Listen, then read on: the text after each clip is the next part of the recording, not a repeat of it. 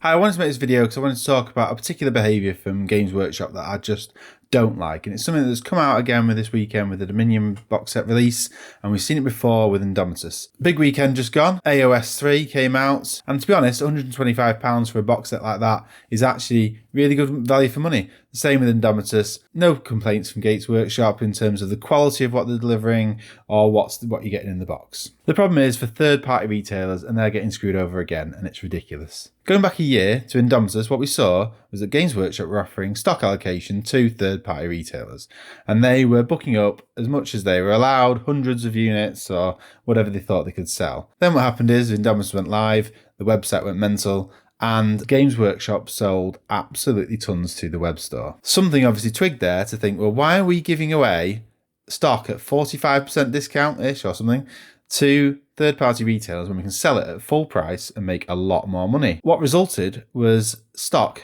being limited to third parties. So someone who was expecting to get 100 maybe got 50. Business-wise, this makes great financial sense for Games Workshop, but community-wise, it absolutely screws over the third-party retailers. They were selling the pre-orders, then when it came to actually delivering them, they only had a fraction of the boxes. They had to let down customers, they had to say they couldn't fulfill them, or the customers had to wait lots of months for the stock to come in. And so really, what it looked like Games Workshop were doing is they were using the third-party retailers and their demand to forecast what they thought the demand would be for the box. They weren't too sure how it would sell, but because the third parties were telling them they were going to sell absolute bucket loads, they could then use that and decide, actually, if we swing the dial in our favour by selling more through the website, we can make more money. This is pretty underhand and sneaky from Games Workshop because they're really focusing on the bottom line, but they shouldn't be promising delivery to third-party retailers and then taking it back at the last minute, disappointing customers. The Dominion and AOS 3 went live. Another great box set, can't fault it at all. However, the same thing has happened again.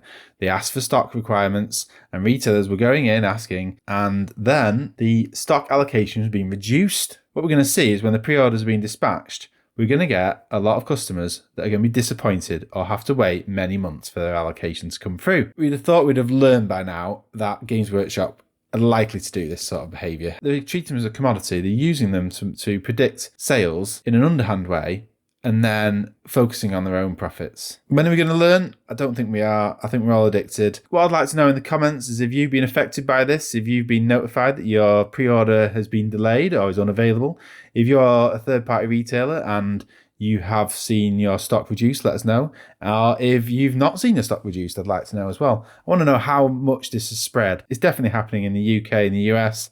I wonder how wide this is going. Apologies for a bit of a rant on this. See you again soon. Bye.